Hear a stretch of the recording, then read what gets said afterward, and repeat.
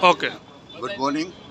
અહીંયા બધા અમે ભેગા થવાનું એક મેઇન કારણ એ છે કે અમને એવા સમાચાર મળ્યા છે કે જામનગર એસટી બસ સ્ટેન્ડ નવું બને છે અને એના માટે ત્યાં સુધી એ બસ સ્ટેન્ડ પ્રદર્શન ગ્રાઉન્ડમાં આપવામાં આવશે. એ ગ્રાઉન્ડમાં તો ઓથોરિટીને રિક્વેસ્ટ છે કે મહેરબાની કરી અમને 365 દિવસ અહીંયા રમી છીએ, ચોમાસું હોય ગમે એ હોય, વરસાદમાં રમતા હોય છીએ, તો તમે વિચાર કરો અમે કેટલું ક્રિકેટને પ્રેમ કરી છીએ.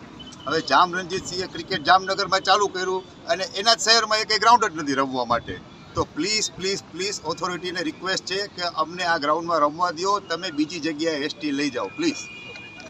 જામનગર ટેનિસ ક્રિકેટ ડેઇલી રમવાવાળા પ્લેયરો 400થી 500 જણા ડેઇલી પ્રદર્શન ગ્રાઉન્ડમાં રમે છે.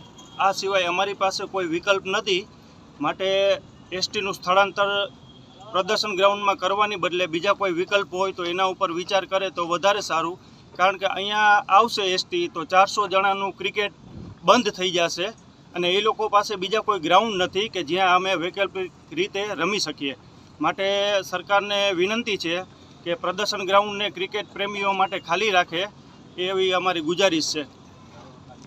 હું હરનાથસિંહ જાડેજા ક્રિકેટ પ્રેમી છું અને છેલ્લા 30 વર્ષથી ક્રિકેટ રમીએ છીએ અને અત્યારે જામનગરમાં એક પણ ક્રિકેટનું મેદાન નથી. અત્યારે ફિલહાલ એક આ પ્રદર્શનનું મેદાન છે જ્યાં સવારે 6:30થી લઈને 8:45 સુધી લગભગ 400થી 500 ખેલાડીઓ મેચ રમે છે અને અમને એવા સમાચાર મળ્યા છે કે ટેમ્પરરી દરમિયાન આ એસટી અહીંયા શિફ્ટ થવાનું છે. તો અમને અમારી સરકારને અરજ છે કે આપ પ્લીઝ અહીંયા પીસીસીમાં એસટીની વ્યવસ્થા ન ગોઠવે અને એની વૈકલ્પિક કોઈ બીજી જગ્યા ગોતે, કેમ કે એક પણ મેદાન નથી, માત્ર એક જ મેદાન છે અને આટલા બધા ખેલાડીઓ જે રમે છે તો હવે એ ક્યાં જાય? અહીંથી જામનગરથી ઘણું દૂર છે બધા મેદાન છે, સન્ડે ઘણા લોકો રમવા જાય છે, પણ આ એક જ માત્ર છે. તો ફરી વિનંતી છે કે અહીંયા પ્લીઝ એસટીનું મેદાન એસટી ન લઈ આવે અને ક્રિકેટ માટે આ પ્રદર્શનનું મેદાન રાખે પ્લીઝ. Thank you. જામનગરમાં ટેનિસ ક્રિકેટ માટે ફક્ત એક આ સિટીની વચ્ચે એક જ ગ્રાઉન્ડ છે અને કોરોના કાળથી અમે આ ગ્રાઉન્ડ સાચવી રાખ્યું છે અને બધા અહીંયા ક્રિકેટ રમે છે. જામનગરમાં જામ રણજીતસિંહે ક્રિકેટનો જન્મ કર્યો છે, પણ અત્યારે દુઃખની વાત એ છે કે જામનગરમાં રમવા માટે ગ્રાઉન્ડ નથી અને જે છે એ સરકાર છે ને એની પોતાની બેદરકારીથી ગ્રાઉન્ડ બંધ કરવા ઈચ્છે છે, અહીંયા બસ સ્ટેન્ડ લઈ આવવા માંગે છે. બરાબર, તો તંત્રને અપીલ છે અમારી કે આ વસ્તુ ન થવી જોઈએ. અહીંયા રોજ સવારે જામનગરના 400થી 500 ક્રિકેટરો ક્રિકેટ રમે છે, વોકિંગ કરવા માટે આવે છે અને શહેરની વચ્ચોવચ્ચ ગ્રાઉન્ડ છે આ.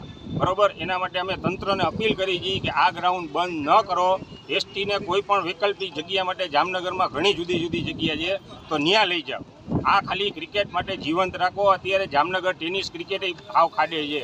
બરાબર, અત્યારે જામનગરમાં ટેનિસ ક્રિકેટમાં પણ ક્યાંય આગળ નથી આવતું અને એમાંય તમે આ ગ્રાઉન્ડ બંધ કરશો ને તો જામનગરનું ટેનિસ ક્રિકેટ સાવ ખતમ થઈ જશે.